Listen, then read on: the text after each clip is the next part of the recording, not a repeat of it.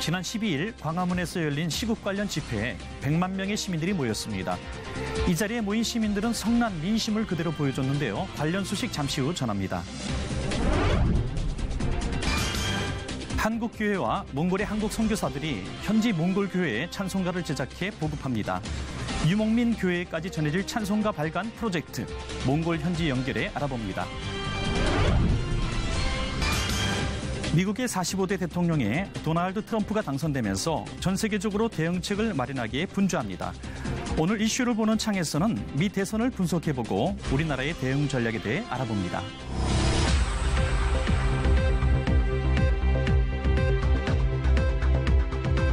안녕하십니까? 문강원 목사입니다. 지난 주말에는 유사일에 가장 많은 인원이 촛불을 들고 서울 광화문 일대를 가득 메웠습니다. 무너진 기초를 다시 세우고자 하는 국민들의 열망일 텐데요. 여기서 간과하지 말아야 할 것이 있다면 광장에서 외쳤던 개혁과 정의가 내 삶에도 그대로 적용돼야 한다는 것입니다. 이 상황과 현실이 균형을 이룰 수 있도록 개인과 국가의 노력이 가장 절실한 때입니다. 첫 순서로 교계 뉴스부터 전해드립니다. 지난 12일 대학로와 광화문 광장 등에서 박근혜 대통령 퇴진을 외치는 행진과 집회가 열렸습니다. 집회에는 한국기독교교회협의회, 비상시국대책회의 등 종교단체들도 참여했습니다. 그곳에 참석한 성도들의 목소리를 김보림 기자가 전합니다. 조속하게 박근혜는 퇴진하고 새로 이제 다시 선거로 이제 대통령을 다시 뽑아야죠. 너무 상식적으로도 이해가 되지 않는 일이고, 그리고 우리가 얼마나 화가 나고 분노했는지 알려줘야 된다고 생각해서 나왔습니다. 대통령님께서 마땅히 해야 할 책임감에 마땅한 일을 하지 못하셨고, 이에 따라서 대통령님은 해야 한다고 생각하기 때문에 이 일을 말하려고 이 자리에 참석하게 되었습니다. 실망하고 분노한 민심은 싸늘했습니다. 최순실 게이트와 관련해 대통령을 향한 성난 국민들은 대통령의 퇴진을 요구하는 행진과 집회로 발걸음을 옮겼습니다. 집회 주최 측에 따르면 지난 12일 대학로와 광화문 광장 행진과 집회 참석자는 100만 명 이상으로 추산되며 곳곳에선 박근혜 대통령 얼굴 가면과 모형 등 상징물들이 등장해 퍼포먼스가 진행됐습니다. 이날 집회에는 한국기독교교회협의회 비상시국대책회의 등 기독교 단체와 성직자도 참여해 기독교적 사명과 입장을 밝혔습니다. 아빠와 함께 행진에 동참한 초등학생은 어지러운 나라를 바로잡길 바란다고 말했습니다. 그냥 정치 잘하는 대통령이 있으면 좋겠어요. 행진은 서대문을 거쳐 청와대 쪽으로 가는 코스 등 총 5개로 나눠졌으며 행진에 참여한 국민들은 행진 후 광화문 광장 등 집회에 참석했습니다. 집회에 참석한 목회자들은 대한민국의 어려운 상황이 하루빨리 안정되길 바라며 간절히 기도했습니다. C채널 뉴스 김보림입니다. 최근 최순실 게이트로 인해 박근혜 대통령의 하야와 탄핵까지 요구되면서 국정의 혼란이 야기되고 있습니다. C채널과 국민일보는 원로 목회자와 차세대 목회자가 참석한 특집 좌담을 마련했습니다. 길 잃은 대한민국이 나아가야 할 방향은 무엇인지 유성원 기자가 보도합니다. 좌담회에 참석한 원로 목회자들은 대한민국이 총체적 난국에 빠졌다고 진단했습니다. 교단 총회장 출신부터 한국기독교총연합회 대표회장과 연회 감독 등을 역임한 한국교회의 기둥들이 C채널을 찾았습니다. 소강성 목사의 사회로 진행된 특별좌담 길 잃은 대한민국 원로에게 묻다에는 장찬환 목사와 김순권 목사, 박춘하 목사와 최건호 목사, 최성규 목사와 전병근 목사가 현재 대한민국의 정세를 진단하고 앞으로 한국교회가 나아가야 할 방향을 짚었습니다. 특히 대통령이 국민의 마음을 읽고 결단을 내려야 한다는 의견부터 한국교회가 진심으로 회개해야 한다고 전했습니다. 진보나 보수나 한마음이 된 것은 박근혜 대통령이 결단하기를 원하고 있는 것. 그걸 우리 대통령께서 잘 받아서 우리나라를 살리는 결단을 해 주시기를 바랍니다. 한국교회는 깨달아야 됩니다. 내년이 종교개혁 500주년인데 우리가 참 우리의 잘못이 크구나 생각하고 우리 기도회는 회개 기도부터 해야 된다고 저는 생각합니다. 원로 목회자들에 이어 앞으로 한국교회를 이끌어갈 목회자들도 길 잃은 대한민국, 광야에서 길을 묻다를 주제로 이야기를 나눴습니다. 양인순 목사의 진행으로 정성진 목사와 김병삼 목사, 박경배 목사와 고경환 목사가 함께했습니다. 참석자들은 국정농단의 핵심으로 지목되고 있는 최태민 씨가 목사였다는 것에 한국교회의 책임이 있다며 한국교회가 회복을 위해 본질을 찾아 중심을 잡아야 한다고 의견을 모았습니다. 교회가 가져야 될, 종교가 가져야 될 고유한 영역, 그리고 거기에서 세상을 바라보는 눈, 이것이 이렇게 딱 돼 있으면 우리의 삶의 원칙이 세워지는데, 이게 없이 사람에 의해서 예배가 흔들리고 사람에 의해서 이런 것들이 흔들린다면 이것은 굉장히 위험한 일이 아닌가. 네. 우리에게 회복의 기회, 도약의 기회를 주신다고 믿습니다. 단 기회는 험악한 얼굴로 우리에게 다가온다는 것을 알고 놀라서 뒤로 넘어질 것이 아니라 기도의 무릎을 꿇을 때이다. 그렇게 생각합니다. 네. C채널과 국민일보가 함께하는 특집 좌담 길 잃은 대한민국 원로에게 묻다는 15일 화요일 밤 10시 30분과 16일 수요일 저녁 7시에 방송됩니다. 이와 함께 차세대 목회자들과 함께한 특집 좌담 길 잃은 대한민국 광야에서 길을 묻다는 16일 수요일 밤 10시 30분과 17일 목요일 저녁 7시에 방송됩니다. C채널 뉴스 유성훈입니다. 이어서 그 밖의 교교 소식 전해드립니다.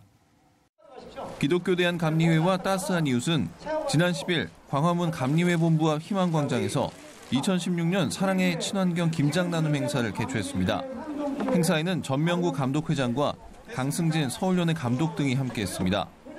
행사에서 담근 12,000kg 규모의 김치는 서울 지역 190개 지역아동센터를 비롯해 42개 노숙인 시설과 45개 청소년 쉼터, 220여 독거노인 가정 등에 전해질 예정입니다. 한편 이번 행사는 소외된 이웃들에게 질 좋은 김장김치를 기부하기 위해 모든 김장 재료를 친환경 농사를 짓는 농촌교회에 위탁 재배한 것이 특징입니다. 다음 소식입니다. 한국 교회가 말씀으로 부흥했다면 몽골 교회는 찬송으로 부흥하고 있다고 합니다. 참 감사한 일이죠. 이러한 부흥의 불씨를 이어가기 위해 예배 예전에 사용할 찬송가 발간 프로젝트가 시작됐다고 하는데요. 자세한 소식 들어보겠습니다. 손병훈 선교사님 전화 연결되어 있습니다. 선교사님 안녕하십니까? 네, 안녕하세요. 저는 2004년부터 몽골에서 사역하고 있는 손병훈 선교사입니다. 찬송가 발간 프로젝트라고 말씀을 드렸는데요. 어떤 내용으로 진행이 되는 건지 설명부터 부탁드리겠습니다. 네, 지금까지 몽골에도 막탈링도, 즉 찬송가가 3차례 정도 발간되었었는데 몽골 교회에 큰 유익을 주었다고 생각합니다. 하지만 몽골 선교가 25년을 지나는 시점에서 볼 때 몽골 찬송가를 보다 더 예배 예전적으로 보완하고 정비할 필요를 느끼게 되었습니다. 이 점은 몽골에서 사역하고 있는 한국 선교사들은 물론 현지 목회자들도 다르지 않았습니다. 그래서 2014년 이 프로젝트가 본격적으로 논의되기 시작한 것이고 약 3년간의 기간을 거쳐서 드디어 2016년 11월에 결실을 보게 된 것입니다. 2016년 몽골 찬송가가 발간이 된 것으로 아는데요. 이번에 발간된 몽골 찬송가에 대해서 또 간단한 설명 부탁드립니다. 몽골 선교가 특별한 점은 초창기부터 한국 선교사님들의 연합과 일치의 정신이 기초가 되었다는 점입니다. 이번 찬송가 발간 프로젝트도 그 정신을 구현하기 위해서 노력했습니다.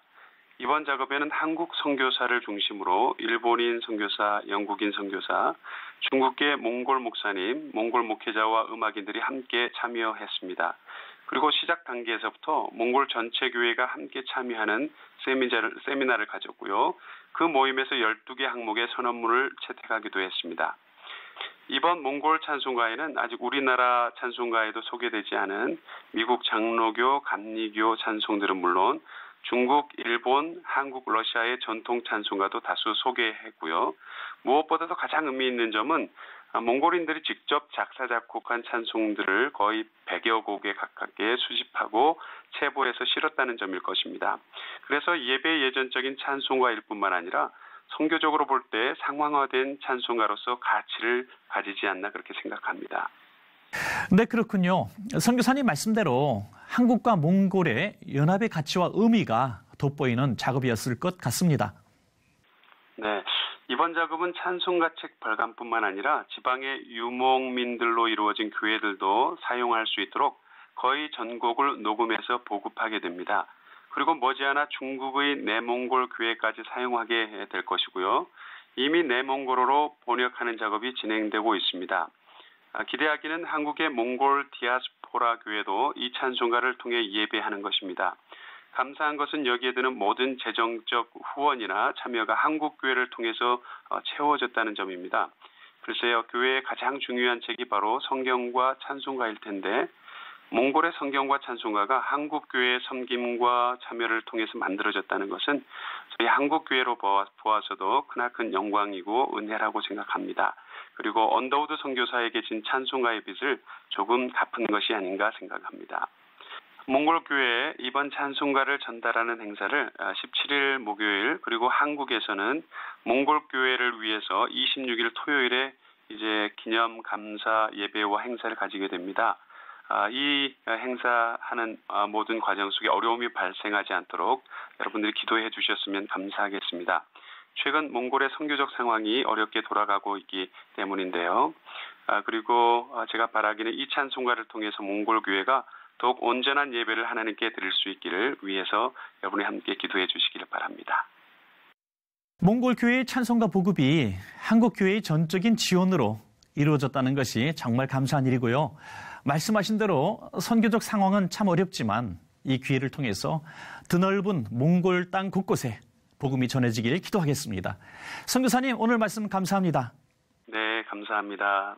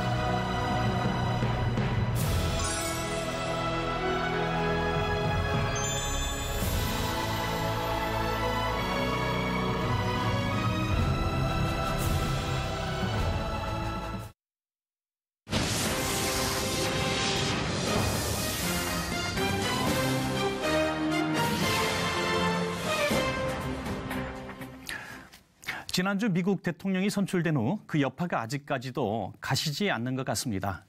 각 나라마다 대응 전략을 짜기에 부심하고 있는데요. 오늘 이슈를 보는 창에서는 미국 뉴욕주 변호사이고 월포스 아카데미 대표이신 이태희 변호사와 함께 미국 대선 분석과 이후의 영향에 대해서 자세한 말씀 나눠보겠습니다. 변호사님 안녕하십니까? 네, 안녕하세요. 예, 네. 나와주셔서 감사합니다. 네, 감사합니다. 변호사님도 지난주에 깜짝 놀라셨죠? 네, 저는 뭐 놀라기보다도 약간 예측은 하고 있었습니다. 저도 사실은. 네네. 그래서, 네. 네, 그렇다면은 변호사님의 예측은 네. 기득권에 반하는 이런 민심이 굉장히 컸다는 것을 미리 알고 계셨다는 건가요? 네, 그러니까 저는 일단 뭐랄까요. 그러니까 사실 뭐 확실히 뭐 확정은 할 수는 없었지만 이번에 특별히 그 대선 몇 주 전에 힐러리 클린턴의 그 이메일 스캔들을 FBI가 다시 한번 재조사하겠다라는 그런 발표를 하면서 약간의 지지율의 변동이 있었잖아요. 네네. 근데 이런 지지율 변동에 힘입어서 그동안 숨어 있는 여러 여론조사나 이런 데 표현하지 않았던 이런 숨어 있는 그런 중산층 백인들의 표심들이 분명히 작용할 거라는 생각은 하고 있었죠. 근데 네네. 그것이 생각보다 아주 분명하게 드러나서 사실 세계를 깜짝 놀라게 하는 그런 어떤 결과가 나온 것 같습니다. 네, 뭐 한국의 정치 상황도 항상 그렇습니다만은 이번에 미국의 이런 결과를 볼 때에 정말 지금 말씀하신 대로 평소에 말을 하고 있지 않았던 잠재적인 많은 미국인들이 그 기득권에 대한 굉장한 반발심을 갖고 있었다 이렇게 보여집니다. 기득권에 대한 반발심도 있었겠지만 무엇보다 그 여러 그 이민자들, 그 무슬림이나 특별히 그 남미 지역의 멕시코 이민자들이 들어와서 중산층의 백인들이 그동안 가지고 있었던 여러 직장 또는 말씀하신 그런 기득권들이 많이 뺏겼다라는 그런 피해의식이 상당하게 있는 것 같습니다. 그래서 네네.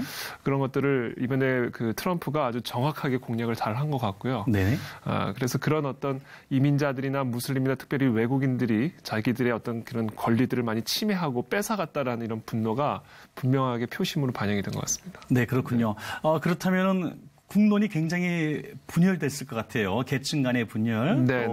그런데 우리 기독교인의 관점에서 볼 때 뭔가 또 이렇게 길을 제시해 줘야 되는데 굉장히 고민이 많았을 것 같습니다. 그러니까 지금 우리 대한민국도 그렇고 미국도 그렇고 전 세계적으로 이런 계층 간의 갈등, 인종 간의 갈등, 특히 또 뭐 이번에는 요사이는 이성애자와 성소수자 간의 갈등, 여러 가지 이슈들을 가지고 너무 극명하게 사실 대결 구도로 가는 그런 경향들이 보이고 있는 것 같아요. 그래서 그런 갈등 구조 속에서 그리스도인들의 책임이, 특별히 정치적, 사회적 책임이 막중한 시대가 아닌가, 더 그런 요구가 되어지는 시대가 아닌가라는 생각이 듭니다. 네, 그렇군요. 교회 내에서도 지도자들이 이렇게 양분이 된 것 같아요. 특별히 보수주의 지도자들은 트럼프를 지원했다, 또 지지했다, 이런 이야기들이 공공연하게 나오고 있는데 어떻게 보셨습니까? 미국 내에서요? 네, 기본적으로 일단 미국 내 정치 구도가 공화당하고 민주당이잖아요. 크게 양당 구도인데 사실 공화당은 전통적으로 기독교, 보수 기독교가 가장 강력한 주축 세력이라고 볼 수가 있겠죠. 그래서 이번에 트럼프라는 인물 자체는 사실은 우리가 기존에 봐왔던 어떤 공화당의 어떤 대표적인 기독교계를 어떤 대표할 만한 그런 인물은 사실상 아니긴 했지만, 그러나 이 트럼프가 등에 업고 있는 이 공화당이라는 전통적인 어떤 기독교의 지지를 받아왔던 이 공화당이라는 이 세력이 뒤에 있기 때문에 미국 내에서도 트럼프와 상관없이 어떻게 보면 또 트럼프와 상관없이 이 공화당의 표를 아무래도 몰아주지 않았을까, 저는 그런 생각을 하고 있습니다. 이번에 힐러리하고 또 트럼프의 대결 구도에서 특별히 부각된 것은 뭐 동성애, 또 낙태 문제 이런 것들 아니겠습니까? 따지고 보면 그 우리 기독교인의 관점에서 볼 때 아주 정면 충돌하는 것들인데요. 이 외에도 또 우리 종교적인 어떤 이슈들이 있었나요? 이제 가장 컸던 것들이 이제 동성애 이슈나 낙태 이슈가 있었고, 특별히 이제 무슬림 입국 금지를 시키겠다, 뭐 이런 이야기들을 했었고요. 이제 이런 부분들을 많이 했는데, 기본적으로 공화당이나 민주당이나 이 동성애 낙태 이슈, 무슬림 이민자 이런 부분에 대해서는 명확하게 입장이 갈립니다. 근데 이번에 특별히 힐러리 클린턴 후보 같은 경우에는 이제 낙태를 합법화시키는 수준을 어느 정도로까지 공약을 내세웠냐면 출산 바로 직전까지도 낙태를 시킬 수 있게끔 하겠다. 이것이 여성의 권리다. 그러면서 태아에게는 헌법적 권리가 없다. 이런 식의 어떤 공약을 내세웠거든요. 그래서 이런 부분들이 사실은 이 태아도 사실은 인간의 권리를 가지고 있는 인간인데 어떤 여성의 인권, 그렇죠? 아이를 출산하지 않을 수 있는 어떤 여성의 인권을 태아의 인권보다 더 강조하는 모습들을 보여주면서, 그럼 태아의 아기는 사람이라고 보지 않는 거죠? 그렇죠. 기본적으로 그런 거죠. 죽여도 상관이 없다라는 그런 어떤 관점을 가지고 있었거든요. 그래서 이런 모습들이 사실은 이 기독교, 미국 내에 있던 여러 보수적인 기독교인들에게는 정말 이거는 납득할 수 없고 용납할 수 없는 어떤 그런 부분이지 않았을까라는 생각이 듭니다. 그리고 미국의 대선이 미국 내의 대선만은 아닌 것 같아요. 전 세계가 정말 굉장한 관심을 갖고 있는, 그만큼 여파가 크기 때문이 아닐까요? 그런데 특별히 트럼프의 공약 가운데 한국을 이렇게 거론한 이야기들이 많은데, 특별히 군사적인 면에서요.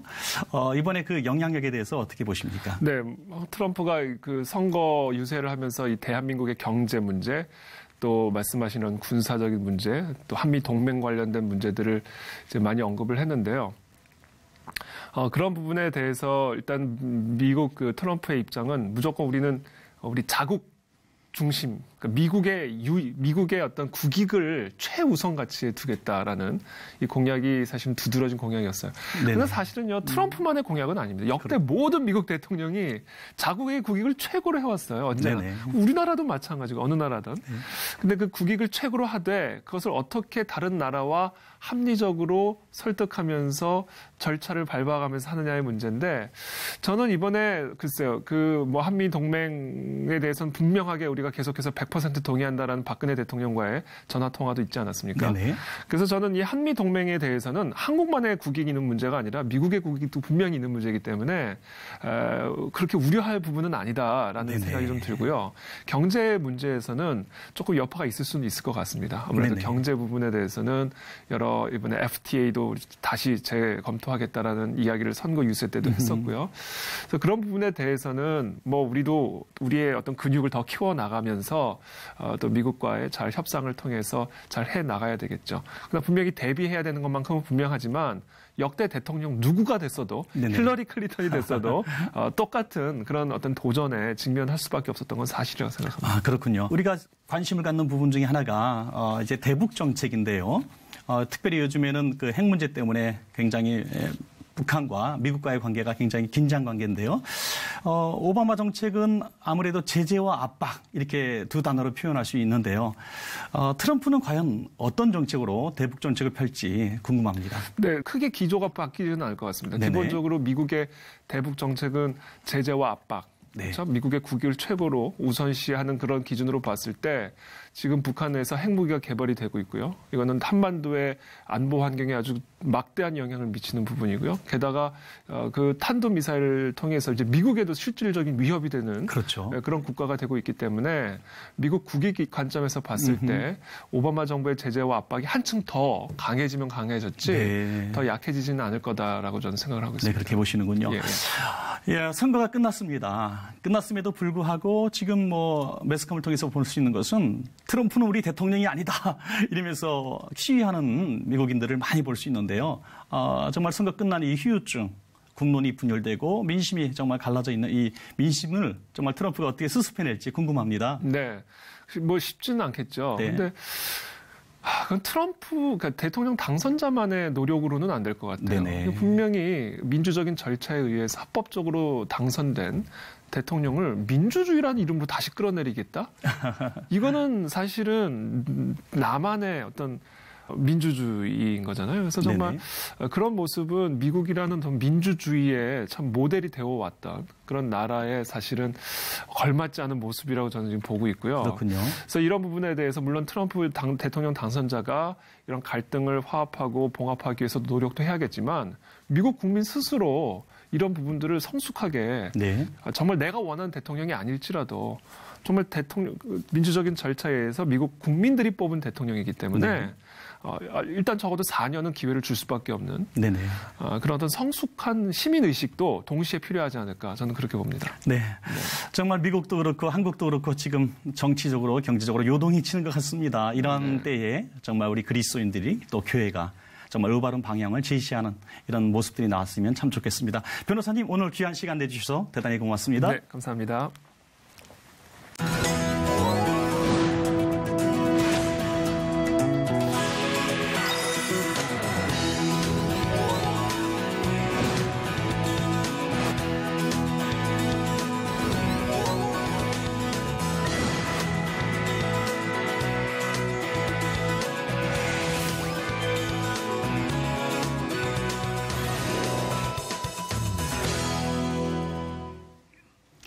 김장철이 시작됐지만 무와 배추 가격이 작년보다 2배 이상 올라서 걱정이 많습니다. 그럼에도 불구하고 소외 이웃들을 위해서 김장을 나누는 단체들이 있어서 참 고마운데요. 이런 따뜻한 마음이 겨울 내내 이어졌으면 참 좋겠습니다. 시체를 메거진 굿데이는 여러분이 직접 참여하실 수 있는 방송입니다. 아래 전화번호와 이메일로 언제든지 연락 주시기 바라고요. 인터넷을 통해서도 다시 보실 수 있습니다. 오늘 순서는 여기까지입니다. 시청해주신 여러분 고맙습니다.